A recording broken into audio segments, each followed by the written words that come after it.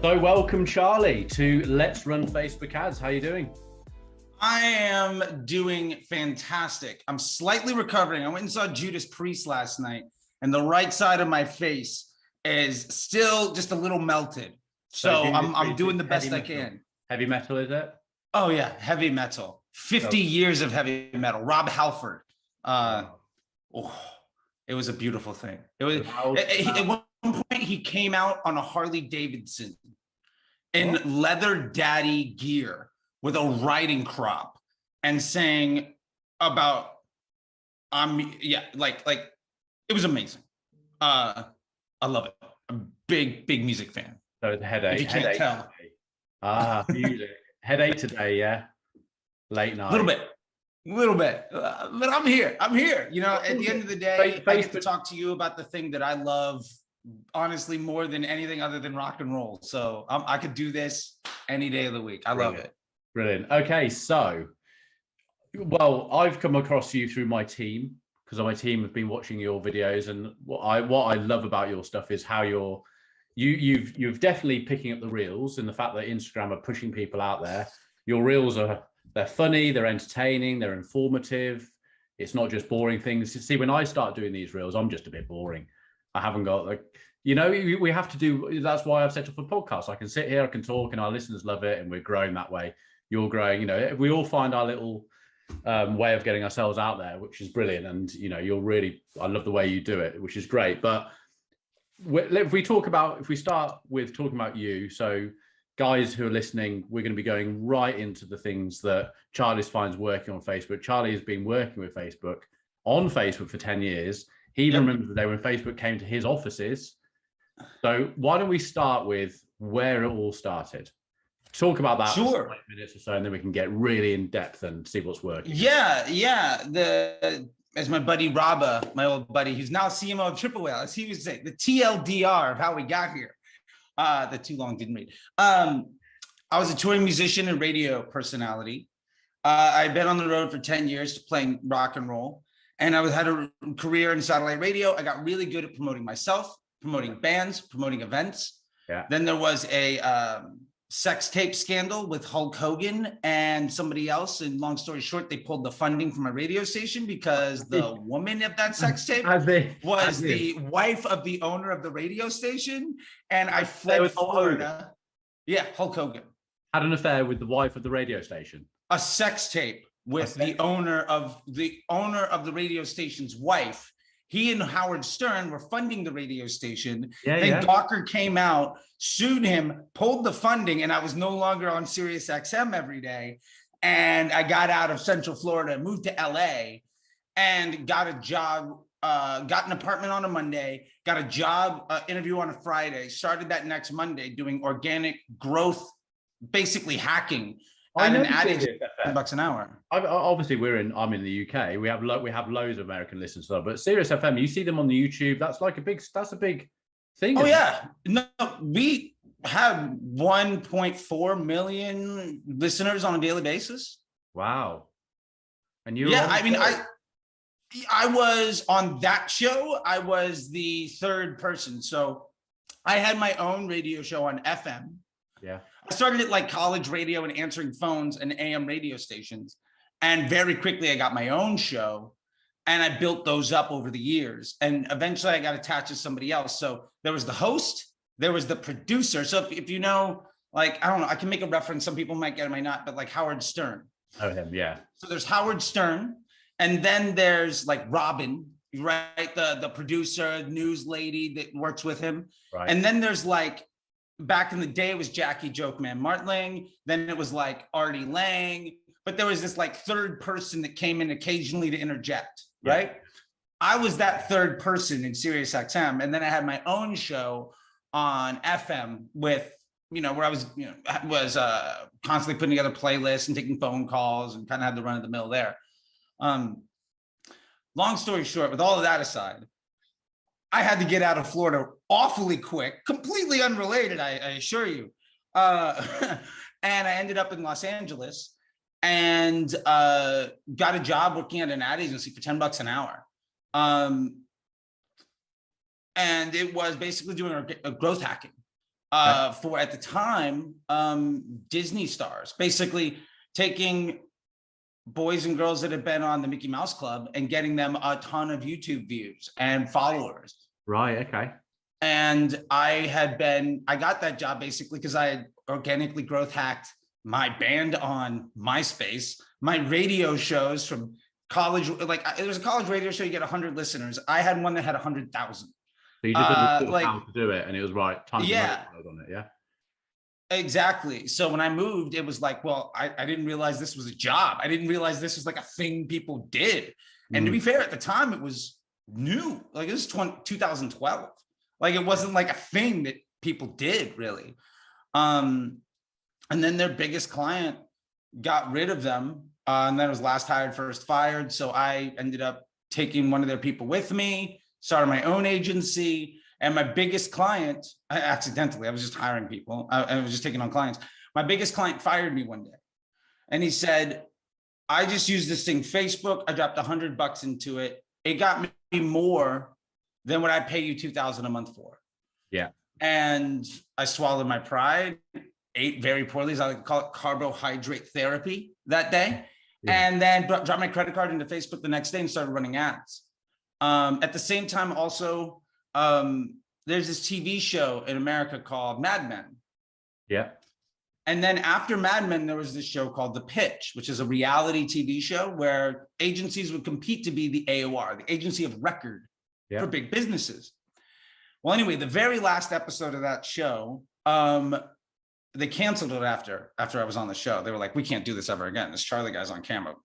Done. You were pulling the plug. 1-800-Flowers came. And basically, they had this innovative idea. You have to spend $100,000, but you can't do print, radio, or television. It has to be all on social, which at the time was crazy. This is like new. This is new. And it's like, no one even knows what they're supposed to be doing. No, you post. Yeah, you can't do email. You can't do Google. None of that stuff. It has to all be Facebook. Right. And we won. So at one time, my client fired me for because he was running ads. And then 1-800-Flowers basically loved my growth hacking and paid ad strategy for them, which was they have a $5 cookie. Yeah. And so for the $100,000, we basically said, we'll give 20,000 of those, roughly 20,000 of those away. I give you a cookie, you give one to somebody else. You get one and you get a voucher. Right. And then we just did this pay it forward just because gifting, where basically they got everybody's CRM list and we got a custom audience using Facebook ads for every single person that touched that cookie. Yeah. And then, I mean, that's 20,000 email addresses. They did exceptionally well off of that investment. And even still to this day, the email address and creating a list is still so important, which is what we're always talking to our clients about. It's just like, make that list, guys. Yeah. You know, because you own that information. That's one of the very few things. We're renting from Facebook and LinkedIn and everywhere else. We're just renting that. Yeah. I mean, honestly, like those other channels, Facebook, LinkedIn, social media, you are in an arrangement. Yeah. They have a business model, right? Their business model is eyeballs for profit, right? They are trying to retain attention as much as possible. Yeah. So when you make an ad, a lot of advertisers think of it as I'm going to put money in and I'm going to try to get money out. Yeah. Facebook sees it as we're going to offer you some of our organic inventory. We're going to charge you for it. Now, if you give the users a positive experience, we're going to give you a discount. And if that user has a bad experience, we're going to charge you extra. Love the way you've done that. That's a great analogy of it. And that's all it is. Facebook ads is paying for organic reach. And that's all that it is. After that, like everything else is completely like, we're going to disrupt someone at the right time that we think they want to see that piece of jewelry and buy it. Make it good and make that experience brilliant, even post-click on your website, how it performs. Oh, please, yeah. Make it all A star and we'll bring your costs down. Yeah, absolutely. And because then you are seen as a good partner. Yeah. Right?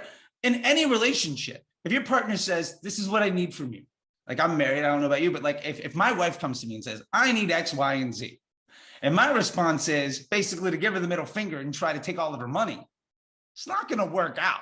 Yeah, yeah. And people complain all the time that they disrespect end users and the Facebook business relationship, and it doesn't work out for them. Yeah. So yeah, like that's kind of where I come from with a lot of this stuff. And so ultimately I got a job as the supervisor at Omnicom for the Southwest stuff. I walked in, I had 6 months of Facebook ad experience, which basically made me one of the most qualified people around. And at the time, Facebook was a pay-per-click platform. It's funny, my buddy Dennis Yu, we were talking once, and like he remembers when Facebook CPMs were 25 cents. Yeah. I came in when it was about $1.50. Wow. So like he's got a couple of years on me.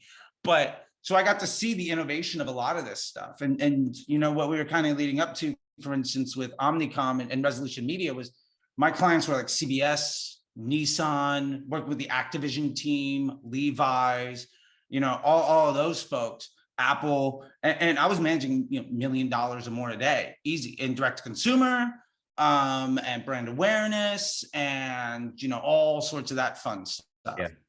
Yeah. So, I mean, and that was 2013, 14, 15, like this is still Facebook. It was edited in Excel and didn't have a pixel. Yeah. Like as we know it today, there wasn't a conversion pixel. What you like, if you wanted to like pixel, that's not around anymore as well. Yeah. Sometimes, yeah.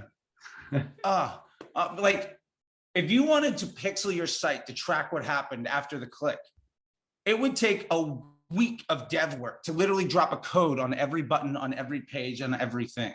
Yeah. And yeah, so I mean, I've been around since then, and we were doing $1 million a day in direct to consumer back, you know, when you couldn't even track a conversion. Yeah. So I've been around a little bit, you know, to say the least. Which is really interesting. So you seeing, like, if we're talking about like first and third party cookies, obviously iOS has happened. 96% of people are dropping out, have opted out. You know, every platform's being hit. So people are like, Facebook. It's like, no, it's everyone. This is like everyone. Oh, yeah. So we're talking now, you know, there's going to be companies out there who are going to be trying to create first party cookies that can go on your website and all this sort of stuff. And, you know, all these other things out there that people are saying, oh, this is the new thing. It's like, well, Facebook or someone else would have bought those companies out. Yeah. If they'd figured it, they would have been acquired, because Facebook is all these platforms are desperate to sort this thing out. How do you see, from what you saw 10 years ago to where you see it going now? Are you seeing that because the pixels just having problems, the tracking, getting that information back to Facebook, are you seeing that we're having to go back to how it kind of was with custom, building custom audiences, building custom conversions and things like that? Yeah, I actually lean the other way. And here's why, more than anything. iOS 14, the part of the journey that the pixel is blocked or has struggled with is the last 5, is the last yard, right? It's the last meter in a 100-meter dash. Yeah. I'll put it like this. 1, the average user in a first world country, UK, United States, whatever, has had a Facebook account, adults, right, for at least 10 years now, on average, at least 10 years. Facebook is seeing the millions of websites, pages, pixel events you've fired, engagements, messages on Messenger, DMs that you've sent, content you've seen, likes that you've given, comments you've dropped, the pages that you've clicked on, the things that you've joined. And they've used a lot of that over the years to deliver you in an optimized CPM environment, the content that you like, right? Like when you go on Reels, it's all stuff that you enjoy, right? Like when you go on somebody else's Facebook, you might be following the exact same people. It's very different. Yeah. Same with Instagram, right? There's these curated feeds. So Facebook has gotten really, really good at that, right? And they've been doing that now for 7 years, something like that, since around 2014, 2015, with the implementation of the OCPM environment. Optimize CPM, because Facebook used to be pay-per-click. There's a whole bunch of other stuff. You can Google that later or ask one of us afterwards. That's a whole other conversation. But basically, there's a curated feed. So with that curated feed, Facebook knows what content you like. It knows what content you want to engage with. It also knows over those years what it takes to get you to take the desired action. Yeah. Because you've been telling Facebook for 5, 10 years now, around beginning of February, I'm going to start looking at flowers stuff. These are the types of things that I look at. This is the type of content. When I see this ad around this time, I tend to click on it and take this action. And it's known what seeds that concept and what primes and conditions you to take that action, because you've taught it for years and years and years, right? We know something happens around, I mean, again, Facebook is just a machine, it's just an algorithm, but it understands around late October, early November, people start to click on, what do you click on? What kind of content do you see? So Facebook is extraordinarily aware based on literally trillions of data points. Because remember, there's billions of users, millions of websites, how to condition people to take certain actions. So from where I'm standing, we've got a decade of experience on millions of actions taken, a data set of billions of users. The average person is on 3 to 4 platforms that Facebook owns a data stream on. You might have Messenger, you might have Facebook app, you might have Instagram, you might have WhatsApp, etc. Yeah. And you've also given it at least half a dozen or more cycles of testing on you to understand your flow as an individual. So that being said, the last part of that, one other point. Let's not pretend like Facebook doesn't see credit card data. Yeah. Doesn't see transaction data, because everybody's selling this information, right? Well, and from the data houses, it's why an app's free. Yeah, and to be fair, back in the day, you used to be able to select these credit card company custom audiences in Facebook, and it was a premium. Facebook used to tell you how much extra every audience costs you. Like, this audience costs you 50 cents more. This audience costs you 30 cents more. They eventually got rid of it. But every interest group, every custom audience, every customization is extra. Guac is extra. You know what I'm saying? Like, it's an extra pound, right? Like, it's an extra euro, it's an extra buck. It's a little.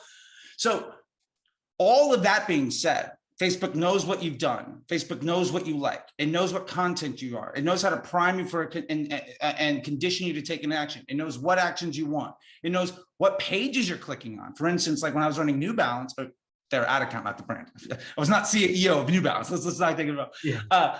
If you've clicked on an ad, say you have ad blocking, but you've clicked on an ad from Nike, you're away for 5-10 minutes, you come back. You click on an ad from Reebok, you're away for 5 or 10 minutes, you come back. You click on an ad for Puma, you're gone for 5 or 10 minutes, you come back. Odds are you want to see my New Balance ad. Also, I know that around this time, before, late spring every year, you end up making a transaction for some sort of trainers. And I know exactly which ones you've bought, the SKU, the credit card number, all of this stuff. All of that is information that Facebook has before we get to tracking you on a pixel. Yeah. So that pixel is just the last little bit of that journey. And so my whole point with that is I lean into, and I've been teaching this for 5 years now, I lean into broad audiences because I basically have this theory.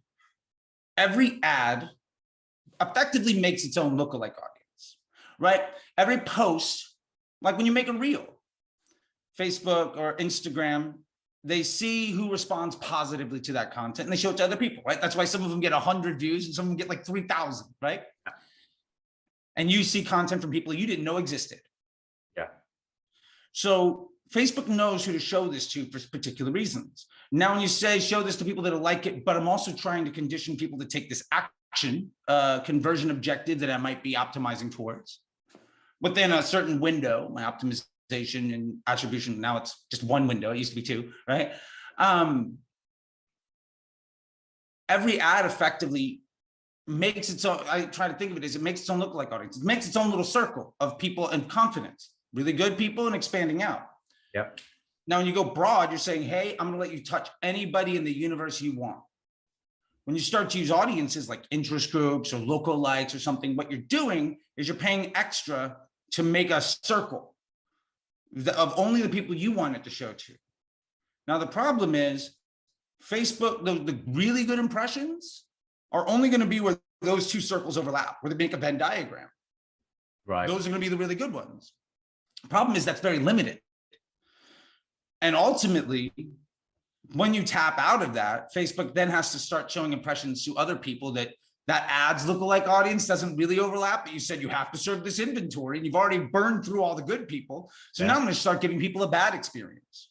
Yeah. So you're paying extra to force a bad experience on users within the platform, which inherently raises your cost of advertising. Now, maybe you get conversions for a good price, but your CPMs might creep up to the 30s, the 40s, the 50s, the 60s, because you're presenting yourself as a bad business partner to Facebook. And if you do that over and over and over again, you're going to get priced out of even being able to do business. Yeah. Because you might have found a cost-effective way of abusing the end user and disrespecting their relationship with the platform. But eventually you're going to be seen as too much of a liability because there's somebody else that's going to do it well. And at the end of the day, there's no shortage of advertisers. Nobody has a completely discrete product that is them, right? Every ad, every impression is basically retargeting impression anyway. So somebody else is going to sell more or less the exact same thing that you are, or provide more or less the same service you are. But if they have more respect for the end user, they're going to win that impression because it's a meritocracy of experience. Yeah. And I think that's the biggest gap. So for me, I'm broad all day. And I used to not be like that. But you would narrow or stack the, to get. Oh, yeah.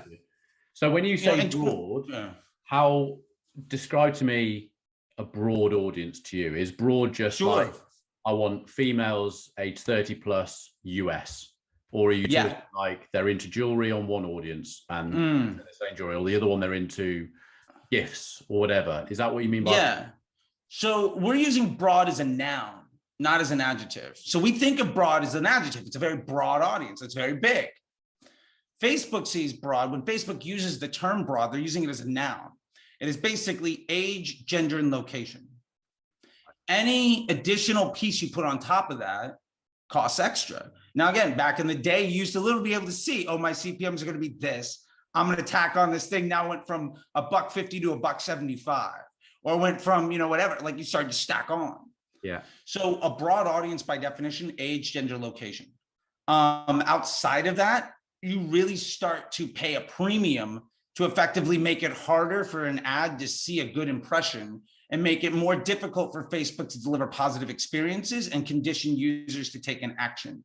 So basically you're paying extra to make it harder to be successful. Right. So would you then, so with your clients then, are you just going broad? Now, are you putting it down to Facebook knows its users unbelievably well? They now know, you've put the pixel on the side, so they now know that you sell jewelry.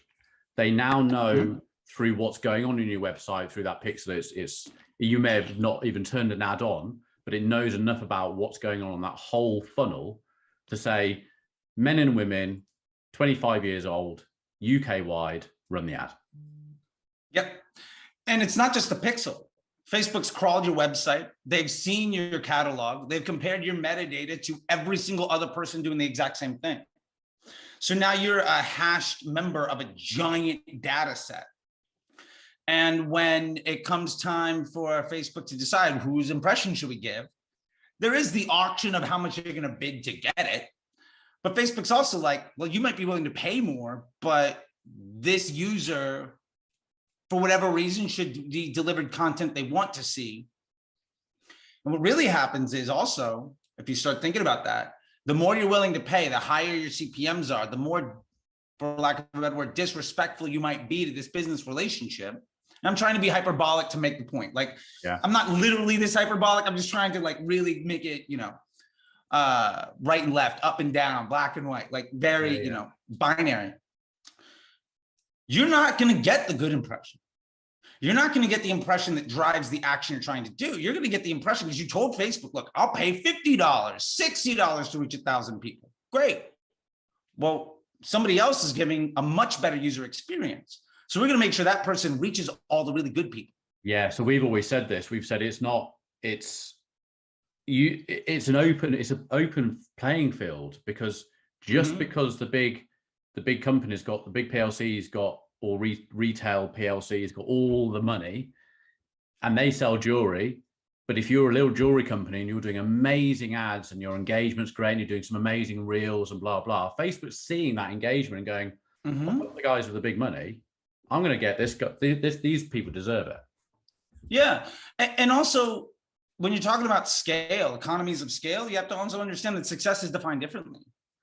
You know, a lot of my students in the MBA program, or a lot of the clients I work with, success for them might be 20 sales a day.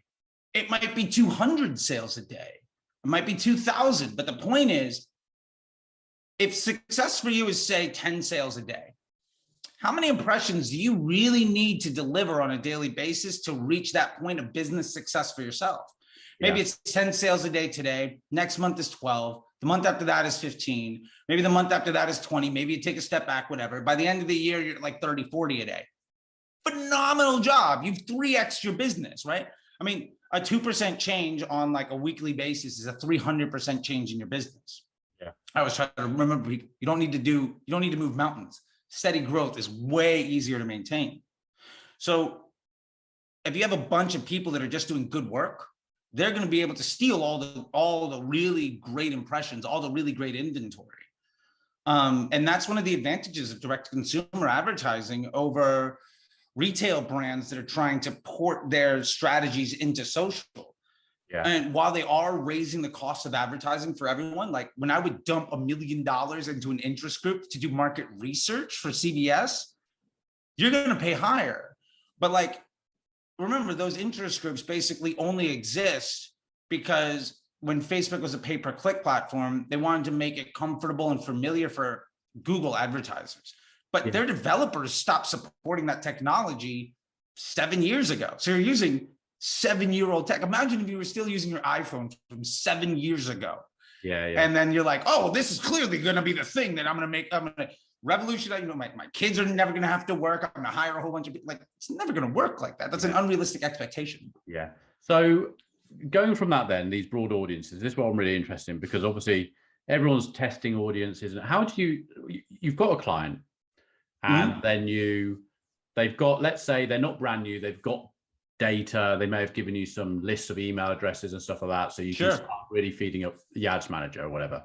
How do you go about testing audiences? Do you test audiences, or do you just, because we no? I mean, what's the way I will say this, I do test audiences, but not in the way that people think. Broad is my environment. Now, remember we said every ad makes effectively its own lookalike audience, right? Every ad based, Facebook sees who responds positively, who responds negatively. They're going to go out and find more people that respond positively because, hey, they don't want to show an ad to somebody that's not going to like it. There's a meritocracy of user experience. Facebook then constructs an environment around each ad to show that to the right person. Yeah. So really, this is a creative issue. And what I'm getting to that is every creative concept, when you're doing a creative test, should be designed to ultimately solve a problem. Either you are trying to get more efficient at a specific sales pitch. You have a car dealership, you're selling sports cars, minivans, and sedans. You need to sell the minivan for a little bit better. Well, why don't we work on our sales script for selling that minivan? Now, when somebody comes in and asks for a sports car, you're not appealing to them, but you're going to get that minivan more and more efficient. Now, let's say you have only ads for minivans, and people keep coming to you wanting sports cars or sedans. Now, a lot of brands make the mistake of saying, well, I have a good ad, I'm just going to make 20 more like it and try to scale. Well, you saturated that audience. Those ads are basically the Venn diagram of the lookalike audiences of all of your winning ads is basically a circle. Yeah. That represents some infinitesimal piece of the overall environment. Yeah. If you want to start scaling, increasing spend, because remember, that's efficiency, that's lowering CPA, increasing customer quality and volume. Excellent thing to do, totally a valuable piece. If you want to instead scale spend, then you need to create content that specifically appeals to a different person. So again, in this environment, if every ad you have as a minivan, you're doing really good, you're scaling your business, and at some point you hit a threshold. If I want to buy a sports car, if I want one of those beautiful neon 11 Targas that are behind you, and you say, awesome, here's my Grand Caravan from Dodge. I'm like, but I want oh, great. I'm glad it seats 7 people. It's super safe. Like all you have as a sales pitch is selling me that minivan. You're losing me. So if you want to scale your audience to the 911 Targa people, that beautiful sports car, make an ad that appeals to that person. And now you have an ad that appeals to this audience and an ad that appeals to this audience and one that appeals to this one and to this one. And ultimately, you start to be able to appeal to different types of individuals. Yeah. And when you have ads that appeal to different types of people, you can start to also let those ads create a customer journey. Because in broad, I'm also not doing retargeting, because in my opinion, every impression is retargeting. Because if it's the first ad you've seen from my brand, Facebook has decided, well, based on your previous behavior, you want to see this. Remember, like you went to Nike, you went to Reebok, you went to Puma. Well, my New Balance ad might be cold traffic, but you've also spent 20, 30 minutes on all of my competitors today. So I'm retargeting you. And advanced matching, which is part of the Power Five, would be in the disruptive group to help put that together. That's what that does. So you can really start basically retargeting end users' traffic from other websites and other content. So my point with that is, when I'm testing audiences, what I'm doing is I'm testing types of content, because each one of those pieces of content effectively creates its own focus. So you'll be the same in the audience side, in the ad set page, it would be the same audience. Mm-hmm. Yeah, so massively broad US audience of people aged 25 plus. They see the Porsche sports car because Facebook knows that you're creatively putting out a sports car and your copy is talking about a sports car. So it's going to show the sports car to the people who are interested in a sports car. You could use exactly the same audience for any other product. You're leaving it entirely for Facebook to find the people, that pocket of people in there. Yeah. Now, the one exception to this rule, where my analogy falls a little bit short, and I'll call myself out on it, is I organize my campaigns by business objective. So in this case, I might have a campaign specifically for minivans. I might have a campaign specifically for sports cars. I might have a campaign specifically for sedans. I would also make a custom conversion event so that Facebook knows I'm not optimizing towards a purchase. I'm optimizing towards a sale of a minivan. Because ultimately, what we're trying to do is lower our CPA. There's a lot of wonderful metrics that make people sound really smart, like MER and ROAS and all of this other stuff that doesn't matter. It's out of context vanity metrics as far as I'm concerned. Yeah, we agree. And I'll say that for really quick. The only equation that matters in direct consumer advertising is CPA plus COGS, cost per acquisition plus cost of goods, that number divided by LTV. What is the margin on user experience? Every transaction you drive is either pushing somebody further towards that LTV or starting a new journey. Revenue is volume of is basically total volume of opportunity. How many people do you get in the opportunity of going to that LTV? That's the entire business. Everything else is a distraction. Everyone's focusing on the acquisition. Put £10 in, get £50 out, and it's like, how much returning business are you getting to your company? What lifetime value? How many times does 30% of the people, if you're only using Facebook to drive acquisition and you're not doing anything else, but your business is still growing because those people are coming back all the time and 30% are buying again on your average order value of $55, then you can't go off the ROAS of the beginning ad, of the first ad, can you? You have to go off the return on investment. And at the end of the day too, you can't control ROAS. No. I might come to the store and drop $50. Now you got deep pockets, you're buying for 20 people, you spend 1,000. Your ROAS might be 20 on that transaction, mine might be 3. Does it really mean that your advertiser can take any action on that data? No. There's no way to control for that. So if you can't take action on it, then the data is effectively useless. I'm only interested in actionable data that allows me to take high confidence binary decisions. Everything else is a report card till I can show home to my parents. I got a sticker and they're like, fantastic, great. It doesn't mean anything though. Yeah. So when you're talking about separate campaigns, so sorry, you got a campaign, let's call it Mercedes, okay? Mercedes campaign.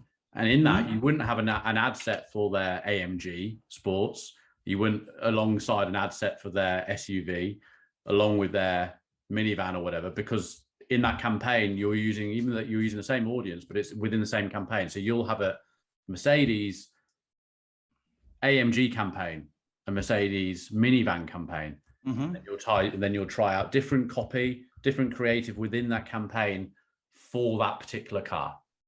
Yeah. And what I'm trying to do is, let's say it's a Sprinter, right? This thing is safe.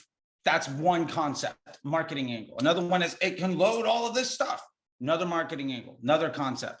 You have price, you have quality. There's all sorts of these different things. Now, one of the other things is when you get a bunch of ads that all work in that, what they do is Facebook knows what's going to prime and condition you for an action.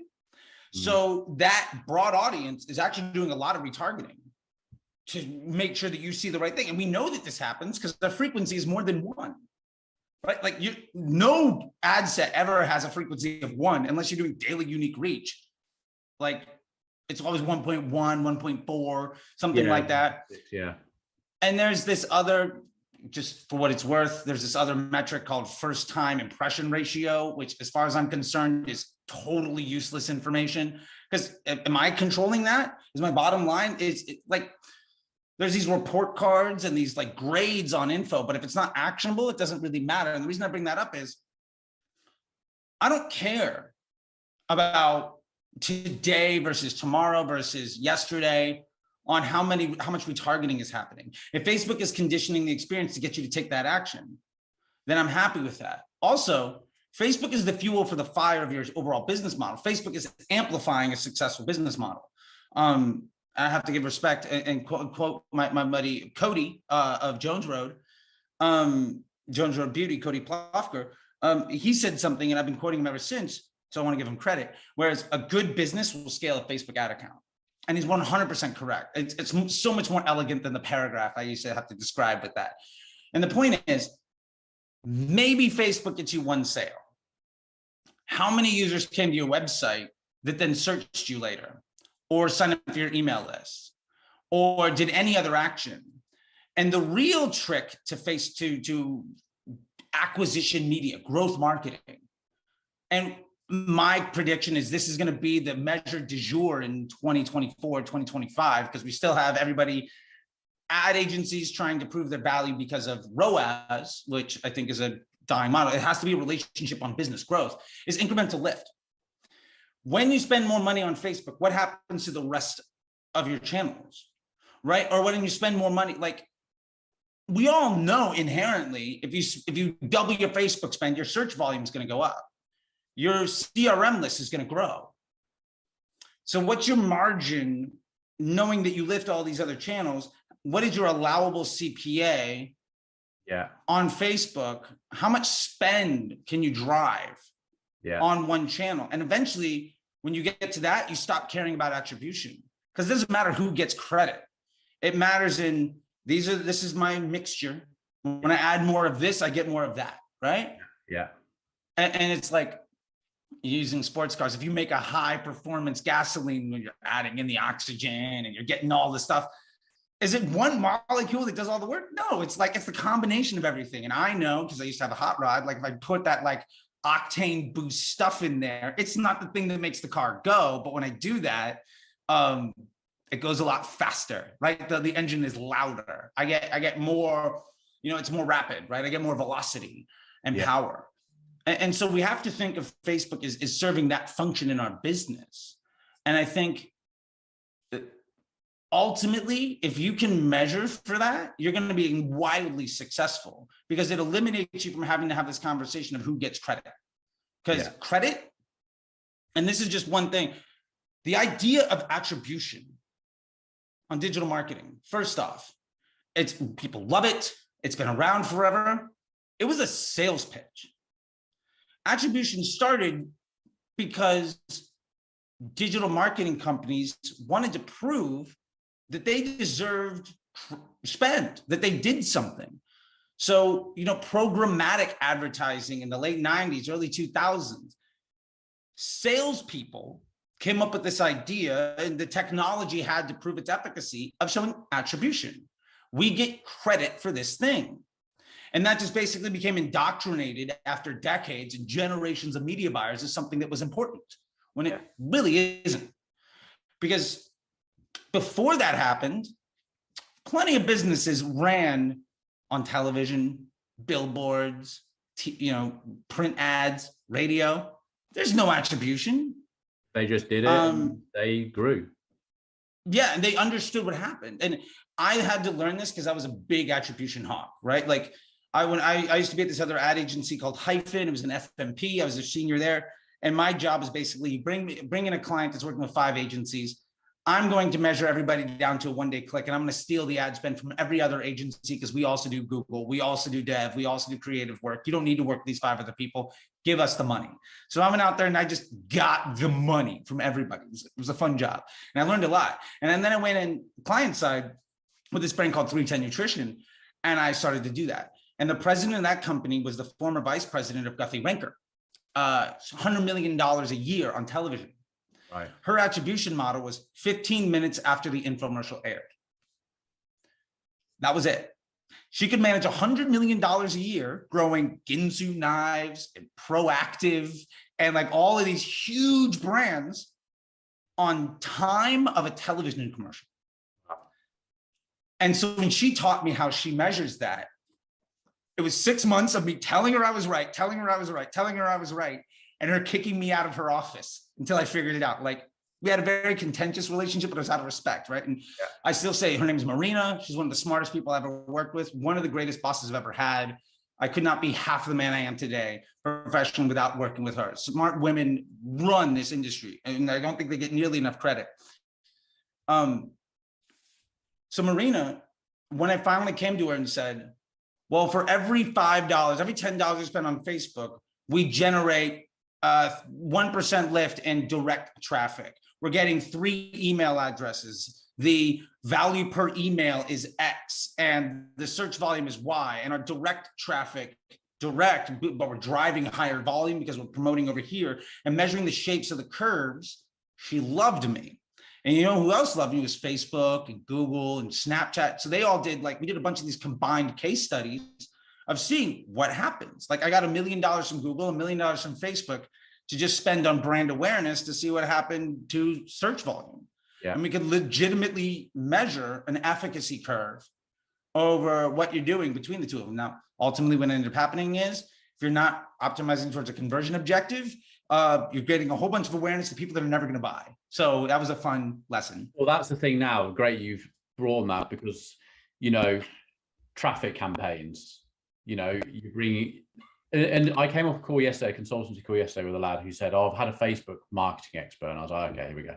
And I said, what do they tell you? Awareness at the top, followed by traffic, and then put some conversions at the bottom of the funnel. He went, yeah, that's exactly it. And I said, yeah, they've been saying it for 5 years.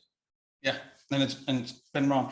For what it's worth, by the way, Facebook marketing experts, Facebook had so many advertisers that they couldn't hire in-house for good reps. So they farmed it out to third-party agencies that are basically just trying to get money.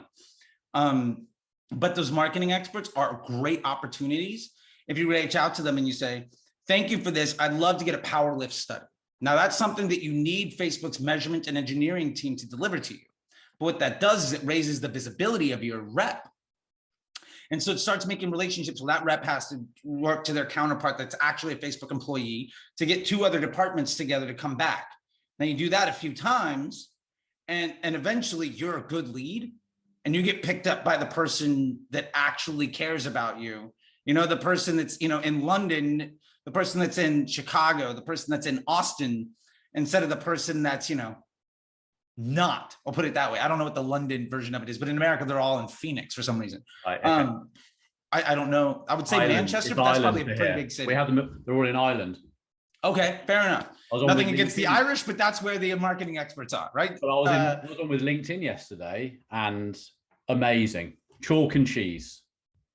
Like, you can see how they're trying, these other platforms are trying to catch up. We're seeing with TikTok, the amount of stuff that TikTok can bring out. It is like super helpful. We want you on our platform and we're going to help you spend money. Whereas Facebook's just gone, oh, tell him to run a traffic campaign.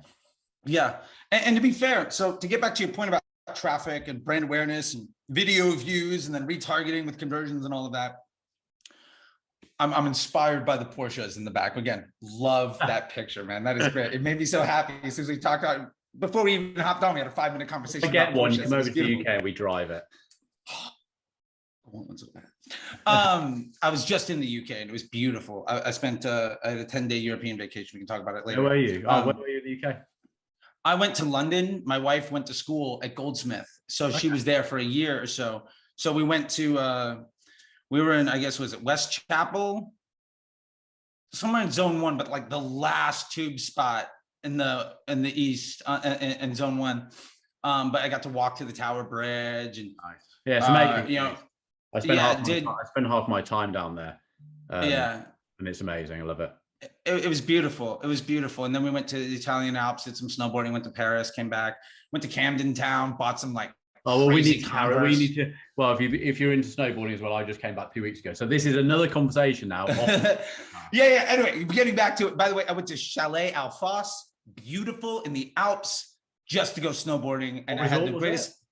Chalet Alphos. In what resort? Is that's its own thing. Oh, right. Okay. It's in the city of Trenton or outside of it. Okay. Either way, it was beautiful. I made a reel, by the way, of us. Like, they have this heated seat that's sort of like an Instagram moment, where they serve you this giant thing.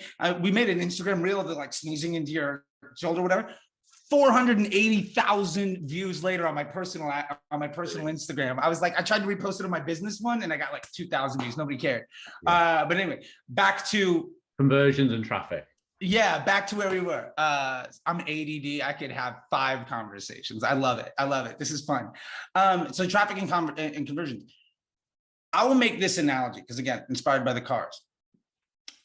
If I'm a car dealership, I might look at my numbers and say 3 out of 4 people that test drive a car buy one. It's a pretty decent number. Let's say half. Let's be conservative. Half the people that test drive a car buy one. Now let's say I've got a BMW, Mercedes, you said Mercedes, right? Or a Porsche. Let's say we got a Porsche dealership. Half the people that test drive a Porsche buy a Porsche. Awesome.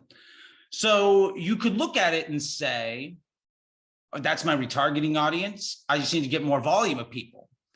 So I just need to get more test drives. Totally makes sense. We're on the logic train is making sense. So how do you get more test drives?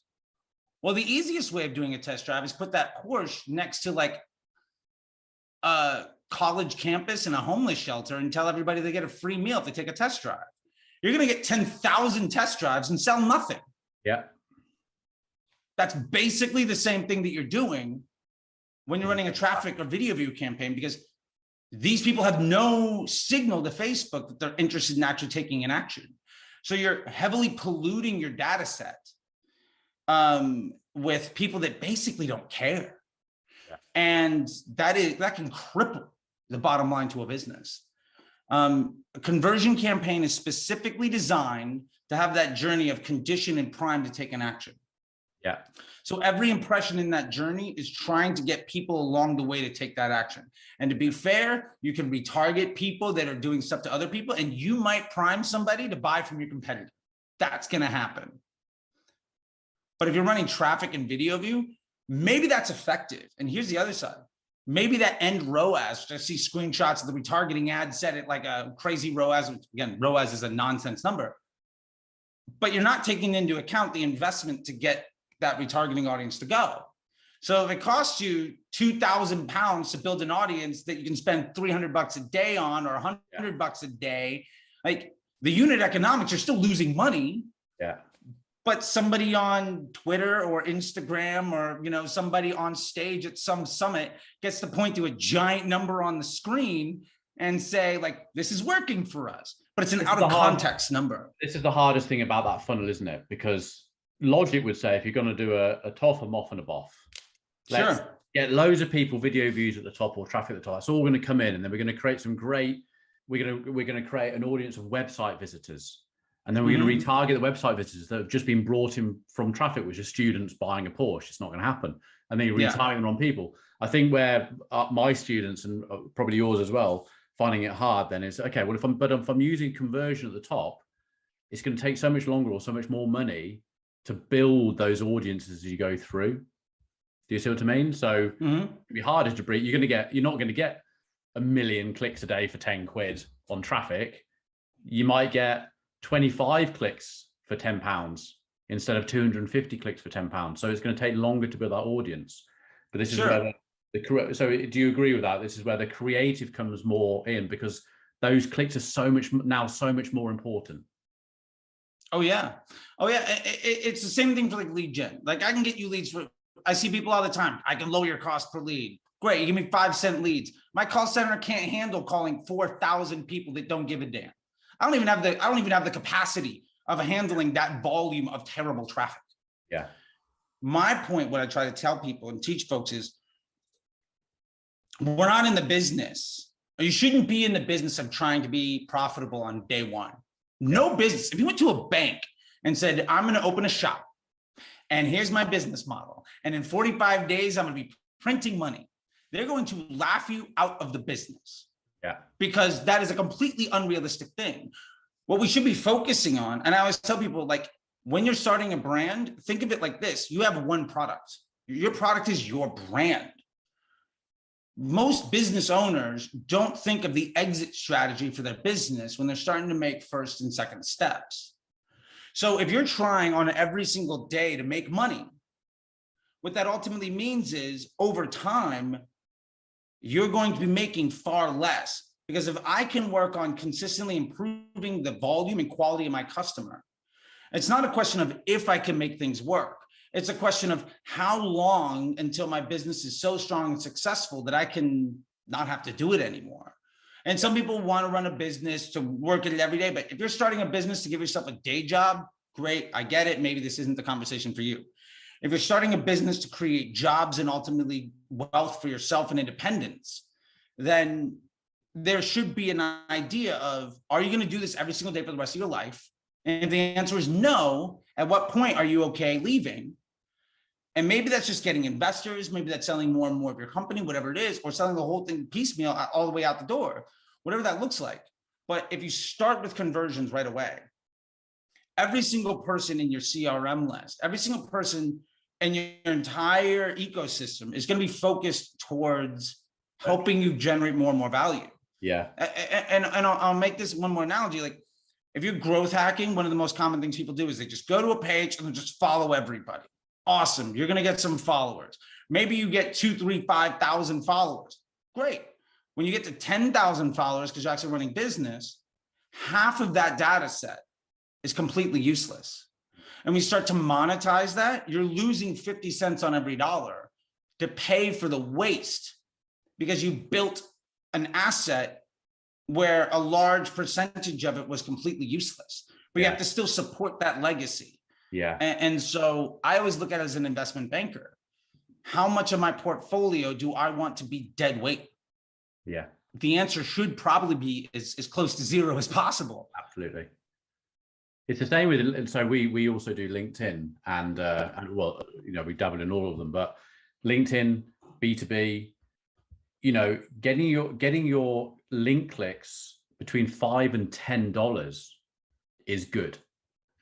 So if it's costing you 60, let's say it's costing you £10 or $10 to get a click to your site, you're really paying attention to how you're going to treat that person when they hit it. And I think Facebook needs to be the same, but I think we've gone through such a period of time where it was easy, wasn't it? You know, you could put something out there and you got orders from it. And fucking hell, you know, if you're looking at ROAS, people go, oh, I've got 5 ROAS on doing that. Those sort of days are gone. You really need, marketing 101 is now more prevalent across these platforms than it ever has.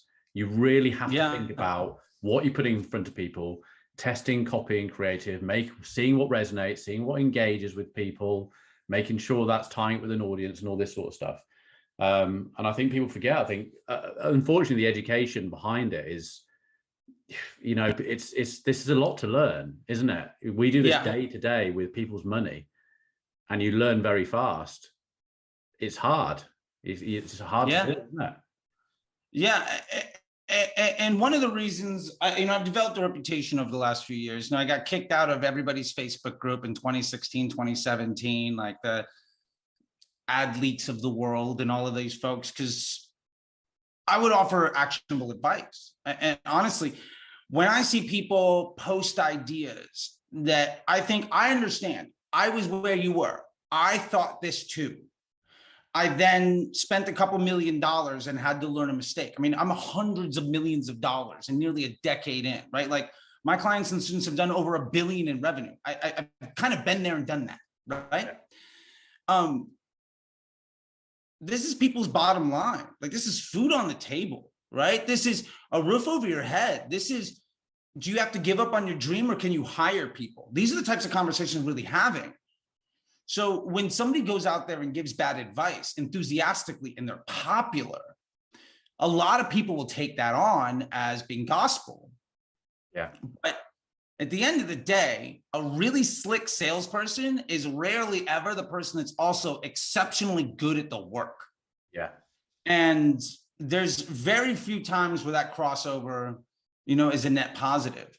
And I think we've seen generations of media buyers where when Facebook came out, people applied email and Google best practices to it because it was a PPC platform. Yeah. Totally makes sense. Then it evolved, but you could still do things the wrong way.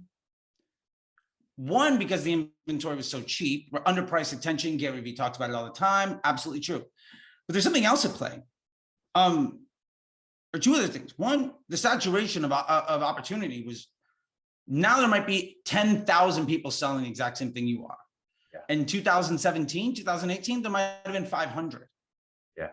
We're also facing a much bigger issue in that 2013 to 2020, 2010 to 2020, we basically had more or less almost 9 or 10 years of just booming economy. Yeah. And when you have a booming economy, that means everybody has more disposable income. Everybody can buy luxury items. And at the end of the day, very few things that we sell online, very few services we offer online are essentials, right? If it's makeup, if it's weight loss, if it's sneakers, if it's yard service or like, you know, solar panels or whatever, like these are effectively luxury items. And when you get down to somebody looking at their stock portfolio and they took another 5% hit for 3 months, 6 months in a row, and maybe the price of gas is going up, or, you know, they've done all this other stuff, you're really starting to make the question, like, do I need bread? Do I need to pay rent? Or should I buy these sneakers? Yeah. Now that's, again, very hyperbolic, and I'm trying to be hyperbolic to make the point. But we had a position where basically every year you couldn't do anything wrong. Yeah. Right? And when nobody can do anything wrong and everybody's making money, it's really, really easy to run growth and acquisition direct consumer brands. Because you just have to be the appealing, shiny object that I'm going to spend money on today. Yeah, yeah. And so we now face an issue of iOS 14 basically made all of the things you're not supposed to do much, much harder to win with. Yeah. Because Facebook, not only did iOS 14 block data, but Facebook also made a couple of other announcements, which I don't think people really pay attention to. But one, they said, you know, Instagram is a video platform. They focus on communities. They really, really, in multiple press conferences, said they are working on the customer experience on the platform. They're working on the product quality, right? Now, we as Facebook advertisers say, well, Facebook Ads Manager is broken. You know who doesn't care about that? Anybody that doesn't use Ads Manager. Like the other 3 billion people in the world that use Facebook product. Yeah. They don't give a damn if Ads Manager works or not. Yeah. And we've seen disruption, like from TikTok, right? And so Facebook is trying to adopt that stuff. Facebook's working really, really hard on making the end user experience better. So all of these hacks and all of these inventory and demand-based platform strategies that used to work are presenting a higher and higher level of liability to the success of a business. So that's a big thing that we're facing. And ultimately, I think we see this now in that it used to be underpriced. There was less attention. Everybody had money to burn. Now there's way more saturation. The hacks that worked because you could disrespect the customer are actually not good for you anymore. Yeah. Because Facebook is prioritizing you doing a good job in their experience, and you have to be a much better business person. Like your business model is far more important than your ability to funnel hack. Yeah. Because we're getting that CRM list, we're getting that search volume. And then the other side of it is there's way less money to go around. So there's higher competition for fewer resources, and the marketplace that you're dealing with places a much higher priority on how people behave because you have been a burden on them. And I mean that very clearly. I understand nobody signs on to Instagram, nobody logs into Facebook to see my ad. Yeah. I am a burden on your experience. Yeah. I have to do the best I can to take that burden and make it a positive experience for you to generate a desired business result for myself. Yeah. But at the end of the day, you are the person stopping somebody on the street and trying to take money out of their pocket every single day. Yeah. And so back when I was a touring musician, I got good at this kind of thing, right? Just like nobody cares, right? Like, so it's not like, do you want to buy my shirt, right? It's which of these shirts do you want to buy? Here's my story. Here's why you should care, right? And you start to make these types of things. And those are the folks I think that are going to be really successful versus the folks that struggle are the ones that embrace how Facebook fits in their ecosystem and the end user experience. We talk about all the time of, well, what's working on Facebook today? Well, what's working on Facebook today for me might be very different than you. We might be selling the same thing because you've curated an audience that expects a certain type of communication from you. And I've done the same, which is completely my style. No one is objectively better or worse, but we've conditioned people to understand how we communicate. And we've conditioned a machine that doesn't understand language at all, right? It's like a dog, right? Like you're just trying to teach it to pee outside, right? That's it. That's all we're trying to do. Don't rip up the mail and pee outside. My puppy still rips up the mail. We're working on it. Yeah. So if you've been doing that for a long time, like what's going to work is probably leaning more into that. Far more than saying, well, this audience works for this person or this creative type is working or UGC is the thing. Why is UGC a thing? Probably because consumers are getting really suspicious of advertisers and they just want to see other folks. But if your brand has developed a great relationship, maybe people don't need to see UGC from you. They just need to see the right offer, the right type of content, the right thing, right? And so there's all of this different type of stuff that's going out there. But I say all of that to ultimately get down to the path to success is different for everyone. But ultimately what we have to do is one, measure incremental lift. I use a doc I call the ecosystem ROAS doc. I'm basically seeing spend, I'm seeing investment, return, and volume by channel. And from there, I can measure incremental lift across channels. We also have to creative test specifically to do audience testing and messaging testing to increase efficiency or drive more scale. Those are the only two objectives we have to do. If you start to try to make some compromise in there, you're going to compromise your end result. You have to do one or the other. And then you need a system and a process that allows that to work where you learn from every mistake that you've made. You can repeat all the wins that you have, and you can get ahead of it so that every decision you make is a binary one. A high confidence binary decision. Was this a winner? Yes or no? What are we going to do with that? We have a process that's documented. Nomenclature is in line. Reporting is in line. Testing is in line. Accountability, transparency. When you have all that stuff together, it ultimately isn't a question of if you're going to be successful. It's just a matter of when are you not investing enough? Yeah. And when you frame the conversation in that way, success becomes very easy because you can point down to where's my roadblock? And it ultimately gets me to my last point here, which is what I really try to stress more than anything is figure out something that works, get as much volume to something, right? And then you see where in your customer journey is something broken. Now, maybe nobody buys a second time. Improve your product quality, immediately you can spend more on Facebook. Maybe your checkout experience is tough. You get 1,000 people to your store page, say 600 go to the product page, 300 add to cart, 50 buy. Okay, well, what happens when we make that 50 a 75? If we make it for that 50 a 75 because we improve that experience, we can increase our Facebook ad spend by 50%. You're going from 2,000 a day to 3,000 a day overnight, and probably more, because that's assuming a complete loss on all the investment. If you get one or two extra transactions for that extra $1,000, like now you're in business.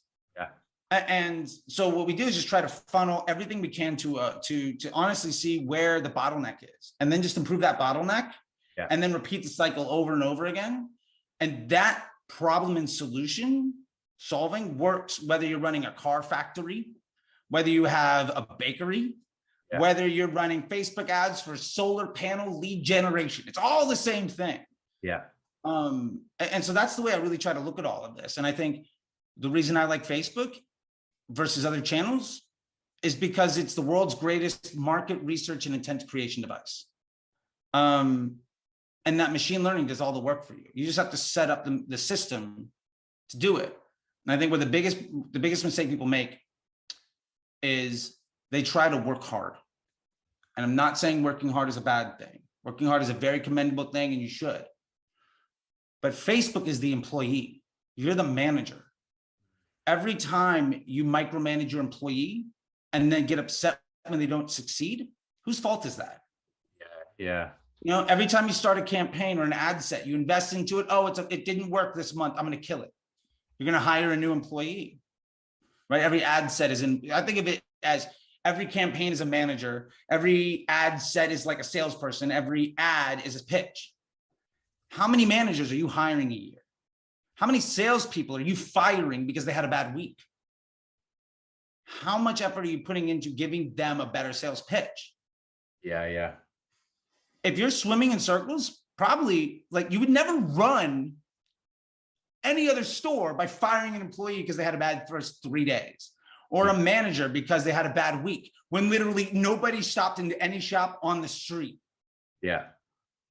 So we have to think of Facebook in these real world terms. And I love it because it's the easiest for me to take real world action and to make those types of analogies. Plus the scale is effectively infinite, which is exciting, because email is great, but you can't grow a brand on email because you need more email addresses. Yes. Search is great, but if I'm not creating intent, who's going to search for me? Absolutely. That being said, Facebook and LinkedIn have the worst conversion rates on your money. Like Google, you get 30-cent click to sell $1,000 item. That's a great return, but like it's not scalable, right? So just all about that entire process. It's interesting when you talking about the bottlenecks in it, because most of the time when we're looking at, obviously, you know, we like to think we know what we're doing with how we're placing the ads and what the ads look like and the creative and the copy and stuff like that. Most of the time when you're looking at those sort of stats of the click-through rates and your costs and things like that, that's not the downfall. People don't look at what's happening post-click to their website. And you start using, you know, we had one the other day, and I was like, you know, so you start looking into, well, you do realize that like 89% of the people, in fact, on this one, no one was on desktop. Okay. Like 100% mobile. And I said, this was a consultant, and I said, have you looked at the mobile view? No, you haven't been on the you've not been on your client's mobile and seen if this works. No. Yeah. Okay, well, it's falling down because I've been on it for 10 minutes now and I still can't figure out how I go to checkout. Oh man, I'm just laughing because. And it's just so true. I had an alcohol delivery client here in LA. I'll leave it at that. 2 years ago, their Facebook ads manager person was, the person running the Facebook ads was a Facebook rep. Right. And they were really happy about getting a 3x return on $500-600 a day. Stoked. Now look, fantastic. I went to their site to try to do a test because they were coming to me for consulting. Like, hey, we're trying to, you know, expand and make this better. We can't seem to get past $600 a day. I couldn't buy on my phone. I legitimately, when I hit add to cart, the pop-up for the add to cart button came above the buy button. Yeah. Functionally, I couldn't do it. Yeah. Long story short, within like 100 days or so, 100 days to 4 months, in that 3 to 4 month period, when I came on board, instead of looking at ROAS, we looked at, well, let's make a $22 margin on each individual transaction that we're running, increase the volume. And let's work our CPA model. And within 4 months, 3 to 4 months, instead of getting a 3x return on $600, they were making $22 per transaction at $3,000 a day, and had to go out and look for funding. Yeah. And they had inventory and funding issues instead of scale issues. And we brought them nationwide. Yeah. And it was because you're just looking at the business differently. But yeah, I I literally like I had my wife film me on my phone, and so because a screen record is one thing, but literally like it was her birthday, right? And I was like, okay, I'm gonna order her some drinks, right? I couldn't figure it out. I handed it to her buddy. He couldn't figure it out. He handed it to somebody else. He couldn't figure it out. We're all sitting in this room. People that have used phones for a long, long time couldn't make a buy. Yeah. And I sent that back to the rep and I was like, what's going on? And he's like, oh, well, Facebook's just optimizing towards desktop traffic. And I was like, well, there's a reason. And I just think so many people forget to think that there's a real person at the end of that dollar. You know, these are real people. How do they behave? You know, and it is most of the time we sit there looking at these things, landing pages, you know, Google, you can see the scroll time, and then the percentage of the scroll, and then you're saying, okay, well, our form or our button for the pop-up is at the bottom of the form, and only 11% of the people have gone to the bottom of the form. So we just need to put the form and the button at the top and the middle. We had one the other day, and this guy is, you know, a marketing director, and he's like, yeah, I sort of had to sort of write an email back saying, I think yes, you're at the top of the form, but I think it's quite a long form. And if that person goes down 50%, 25%, they have to go back up to the top because they now want to make an action. So I said, why not on every block, just have a nice, simple call to action. I don't like it. I think it looks scruffy. Okay. You're paying us to make you money. And that's going to be a bottleneck. It's worth the test, right? It's got to be. Like, give it 10% of traffic. See the conversion rate that occurs afterwards. Yeah. I see so many people where that button's at the bottom and they're like, well, I want to make sure they read the whole advertorial.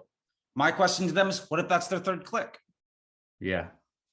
They've already seen it. Now you're forcing somebody to scroll, wait for the page to load, scroll, wait for the page to load, scroll, wait for the page to load. Oh, look, it's a green light. I lost the sale. Yeah. Or, oh, my boss came back into the room. I'm in a meeting. I have to put my phone down. Yeah. Or like whatever. Like it took me 3 minutes of page load time because I had to scroll so far to get to the button. I don't care anymore. And what happens afterwards? Next time I go in, Facebook says, well, wow, you clicked on this ad a bunch of times. You were on the site all a bunch. For whatever reason, you didn't like that. Let me show you a different option. And it's your competitor where the button's right at the top. What happened? You spent a whole bunch of money to make the guy next to you rich. Yeah. It's interesting. Yeah, we spend a lot of time just, you know, and we've got some at the moment where it is a head scratch and you're watching it come in and you're going, well, what can we do to this process to make these results better? How can we split test this? And then, you know, you just split test one thing, not everything, because then you don't know what's worked. Oh, yes, absolutely. And it's just, it's all these things. But yeah, I mean, well, this has been a great podcast. There's still so much I want to talk about, but it's like, oh yeah, look, we can do this every week. I can still have an hour and a half of everything to talk about. This is fun. I literally could do this till I'm blue in the face. Let's just do it. That's what I love. Monthly guest, and we can just talk about a different topic. Okay. I love it. You can pull your audience too. Let's see what we want to talk about today. Let's solve some problems. Let's make some people some money. Let's make some jobs. Exactly. Because we haven't even talked about happy faces on people. We've talked about attribution. But we haven't talked about tracking. We haven't talked about the fact that you might see something in Ads Manager, but Shopify or Google Analytics isn't saying the same thing. Reading that data, things like that. Maybe let's do another one, because I think there's still so much more, and it's been brilliant. Sure. Yeah, and I can tease it with this. Spend is a meritocracy. Let's come back and explain that later. Yeah, brilliant. Okay, Charlie, it's been absolutely excellent having you on here. Thank you so much. I haven't talked everyone in my business, like James, who sometimes is my fellow co-founder who comes onto this podcast. He's like, and when we do talks, he's actually said in front of an audience, he's like, oh, I can speak now, can I? I've not spoken at all on this. It's been brilliant. And it's like wealth of knowledge. You've got so much experience and the thing I've enjoyed about this is the fact that, you know, we speak to people on here. We had Eric who owns Hawk Media, you know, huge company, but it's how far you've gone back, you know, the experiences you've had, what I've taken from this, the experience you've had in different fields of your work, working for other people, what you've learned from that CEO of that massive company has brought you to this place and you're understanding how these platforms work, opposed to other people, with no disrespect for them, achieving amazing things, but they haven't had as much life experience. They haven't been in the game as long. They haven't seen these things. Do you know what I mean? They've come in. Oh, absolutely. You know, no, I totally get it. Erica Horton Media, a huge success. You know, I said to him, "Oh, do you know Gary Vee?" He's like, "No, Gary Vee. I was at the Super Bowl with him last night." It's like, no way. This is mad. He's been in the game 7 years, 6 years. He's created a company valued at $175 million. Yeah. Amazing. But it's I just love the way, I love the background side of how you've seen these things come to where they are now, and the journey you're going to see now from how they're going to be. We haven't even talked about where we see Facebook and Instagram going with Facebook shops. You know, is Facebook going to buy Shopify and bring it into this platform? Because at the moment, Facebook is getting sick and tired of, why are people leave? We have more problems. Yeah, and Shopify market cap is down 67% in 4 months. If we allow someone to build their website in our platform, they don't need to leave the platform. The metaverse, who was saying, I think, it may have been Eric said the other day, he was like, why has Facebook created a metaverse? Because then it owns everyone. Everyone in that metaverse in 10 years' time, that's their data. They're not having to worry about Apple. They're not having to worry about Google. It's them in their own universe. Yeah, and you think about it, Amazon and Facebook already do this because a huge swath of access to the internet around the world occurs on their servers. Yeah. Like 2/3 of the people in the United States that access the internet access it through Amazon servers. They see that data. Facebook went out of its way in third world to set up infrastructure where people's only experience of the internet is basically Facebook. Yes, and like Twitter as like a text function. That's it. What he wanted, his goal was to not to have Facebook, was to have everyone hold a mobile in their hand and went on Facebook. Yeah, and it did pretty well. Did it in India, fantastic growth.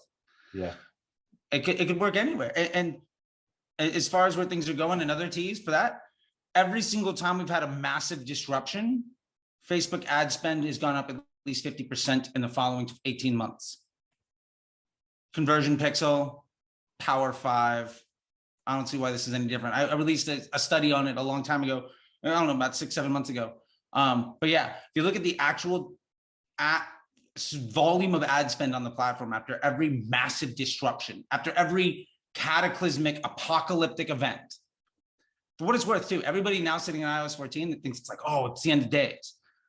When Facebook brought out the Facebook Pixel, it knocked half the people out of the market. Yeah, because you couldn't, like, that was so much bigger than what we're seeing with iOS 14. iOS 14 was a roadblock.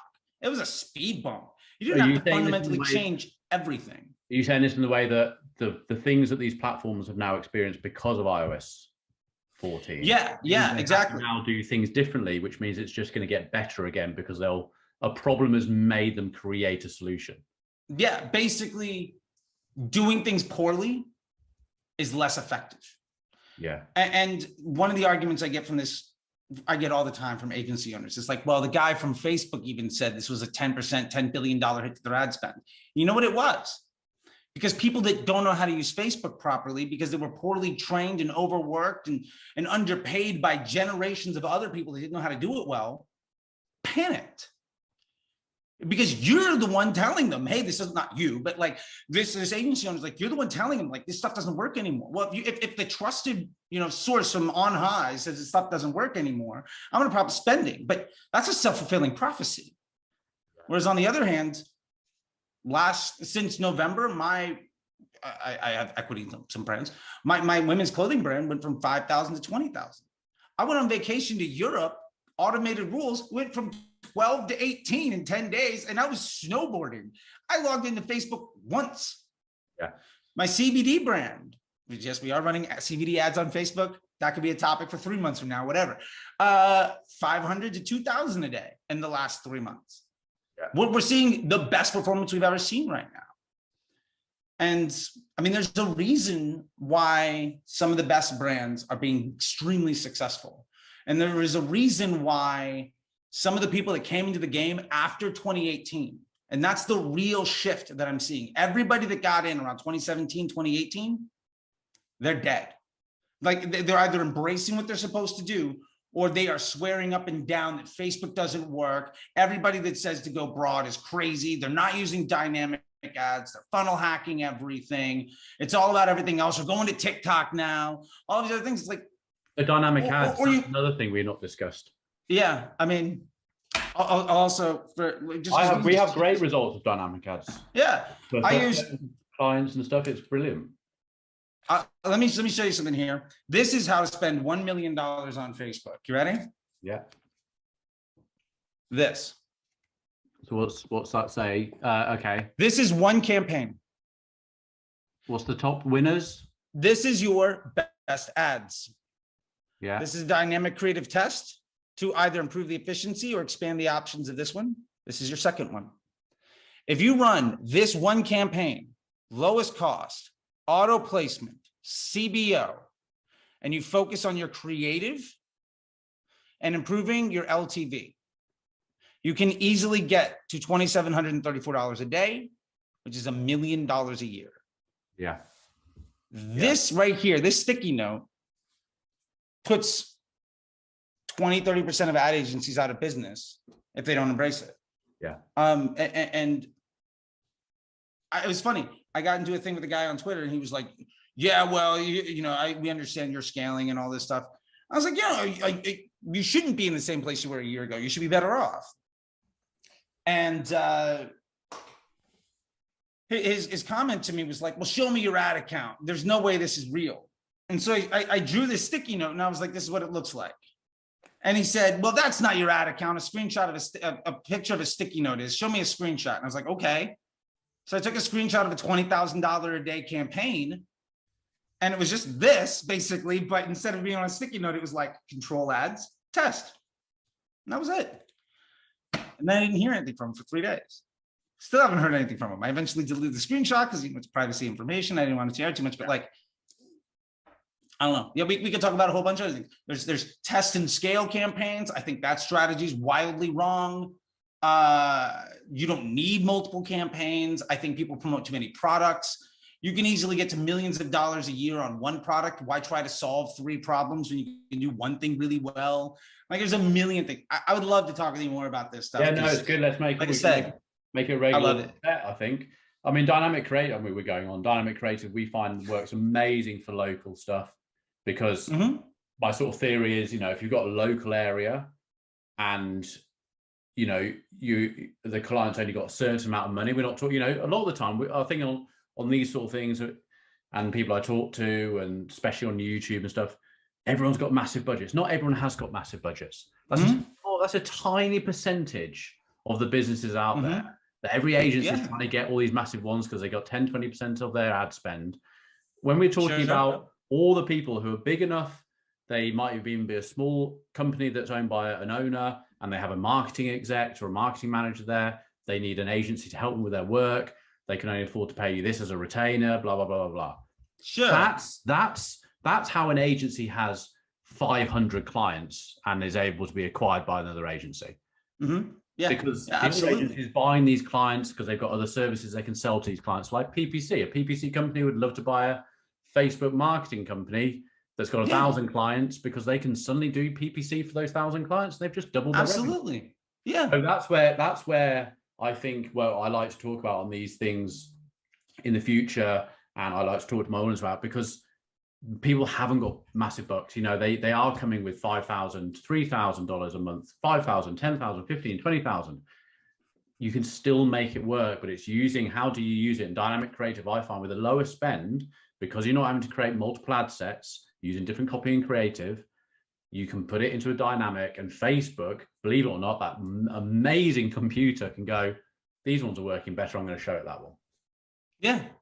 I'd even argue, I do that for the people, I teach that to my students in the MBA program that have a $100 a day budget. I also do it in ad accounts where I have a $20,000 a day budget. Yeah. Because at the end of the day, our job is to just improve the quality of choices Facebook makes on our behalf. Yeah. So why not validate elements, put together very simple dynamic creatives. I personally have a thing I call the 3-2-2, 3 creatives, 2 headlines, 2 primary text.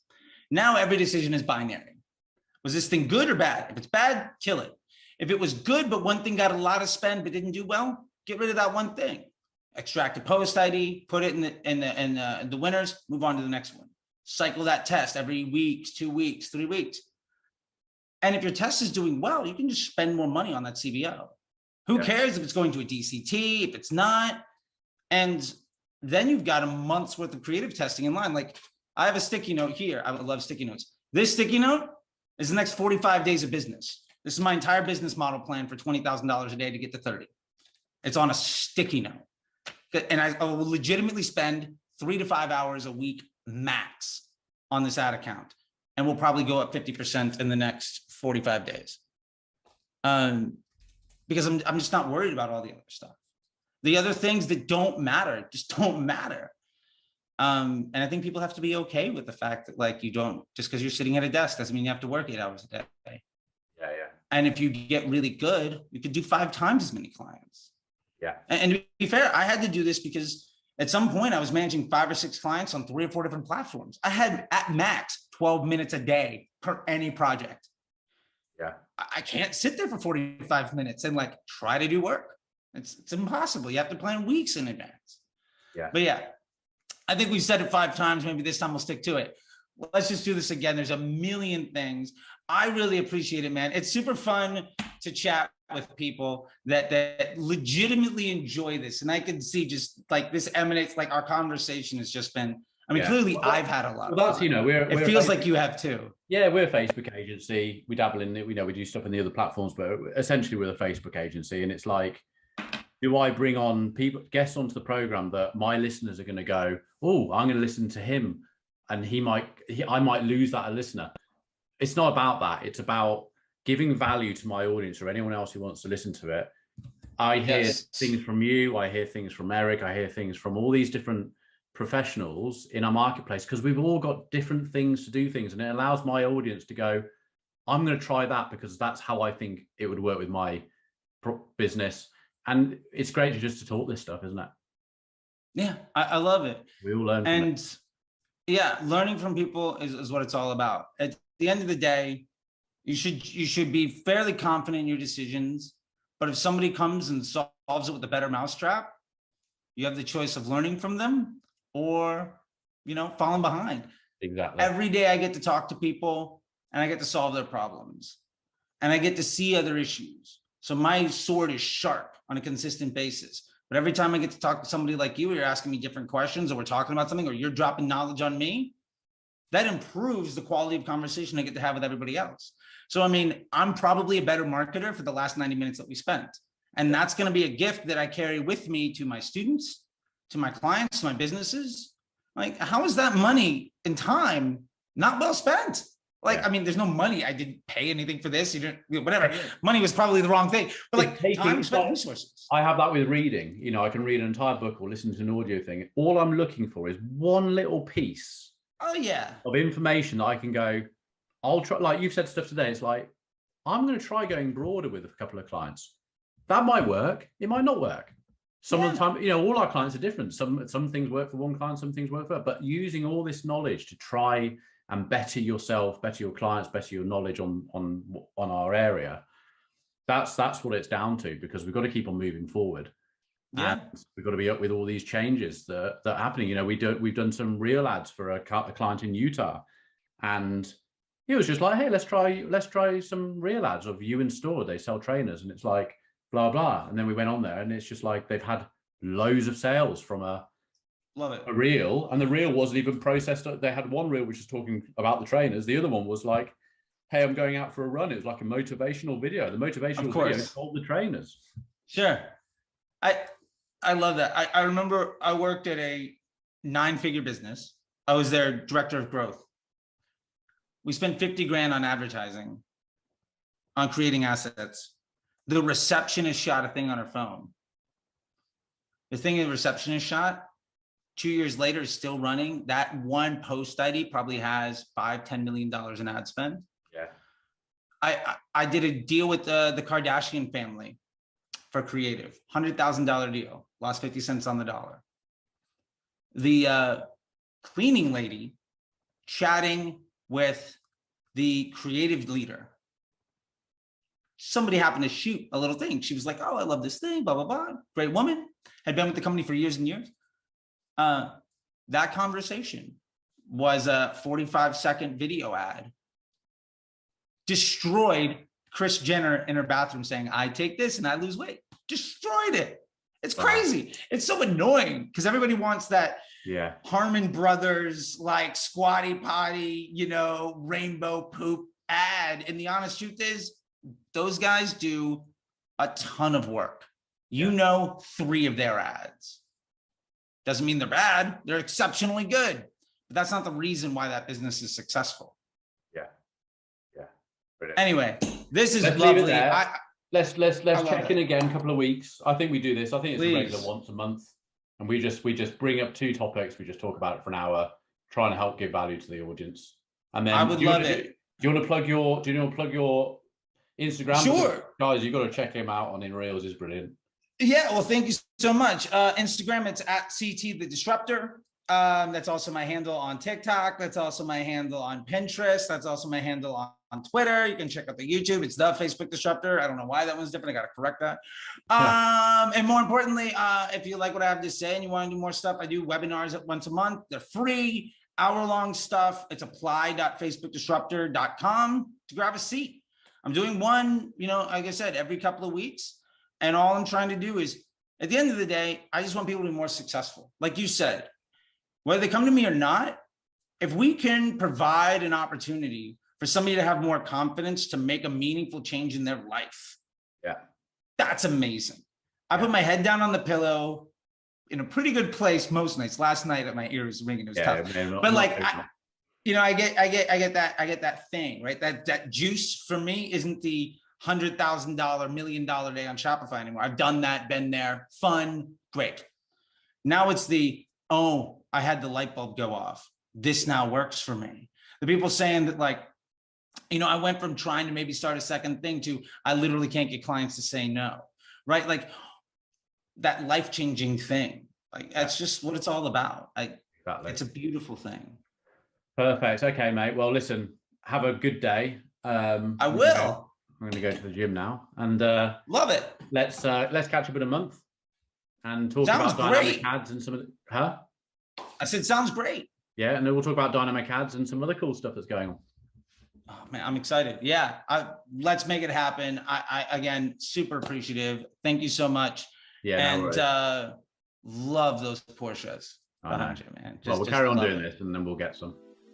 All right, I love it. All right, mate. You take care. I'll see you later. See you in a bit. You too. Bye.